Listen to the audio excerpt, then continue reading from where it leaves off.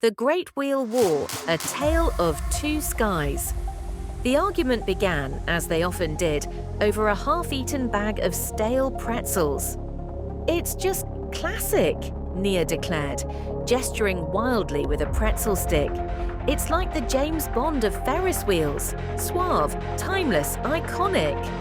Jia snorted, nearly inhaling a salt crystal. "Classic is a polite word for old. Montreal's wheel is sleek. It's climate-controlled.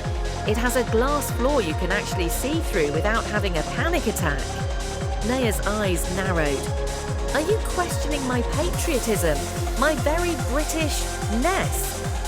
"I'm questioning your taste in slow-moving circular transportation," Jia shot back with a grin. "There's only one way to settle this." A silent, intense stare-down ensued. Then, in unison, they lunged for their laptops. Adventure time! And that's how Nia and Jia, two best friends with a shared passion for discovery and a deeply unshared opinion on engineering marvels, found themselves on a transatlantic mission. The Great Ferris Wheel Face-Off. Round 1, London, an eye for the elegant.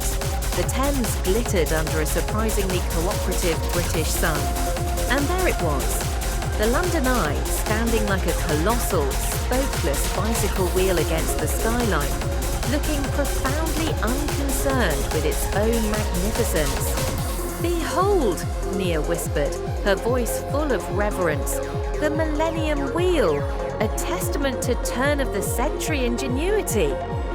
"You read that on a plaque, didn't you?" Jia teased, already snapping a million photos.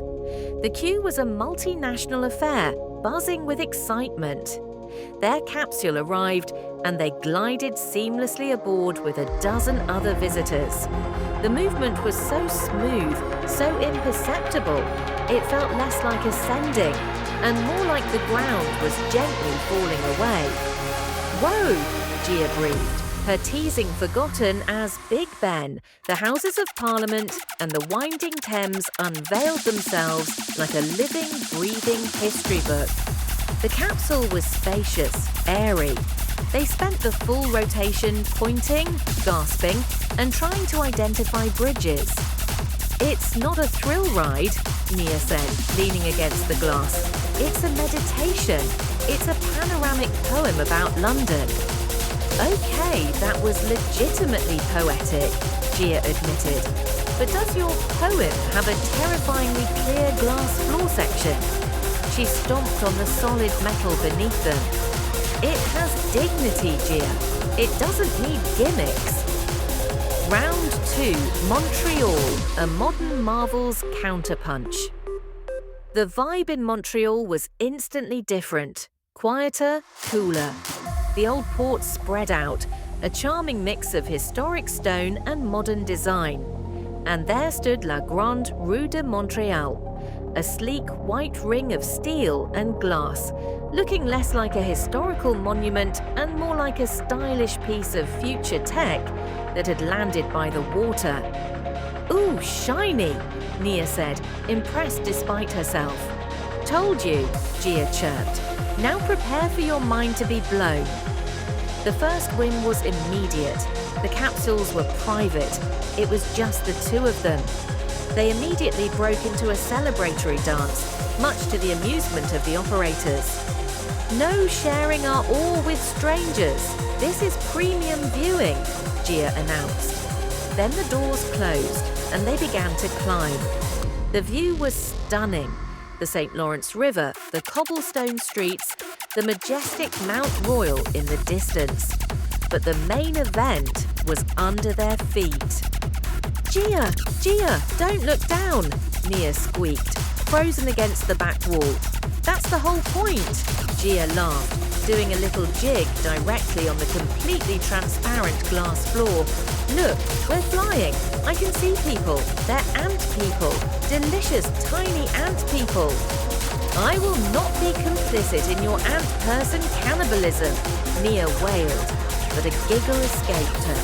The sheer audacity of the clear floor was terrifying and hilarious. Slowly, like a nervous cat, she inched forward until she was standing beside Jia, looking straight down at the world 60 meters below.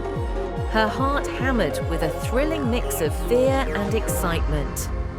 "Okay," she conceded, her knuckles white on Jia's sleeve. "This is objectively terrifying and therefore amazing." The verdict? A tie of titans? Later, fueled by poutine in London and fish and chips in Montreal, their thorough researchers, they debriefed. "The Londoneye is an event," Nia said, waving a fry for emphasis. "It's the history, the scale, the collective gasp of a capsule. It's unbeatable for sheer majestic spectacle." La Grande Roue is an experience, Jia countered, pointing a fork. "The private pod, the glass floor, it feels personal, thrilling, modern. It's a selfie paradise with a side of vertigo." They looked at each other. The rivalry was gone, replaced by the glow of a shared, incredible adventure. Nia smiled. "So what you're saying is, they're both utterly brilliant, just in completely different ways." "Exactly," Jia agreed. "The eye is like a magnificent, well-composed symphony. The Montreal Wheel is like your favorite upbeat, bass-thumping pop song. You need both in your life." Their mission was a success. They didn't crown a single winner, they crowned two. Because the true victory wasn't about which wheel was better.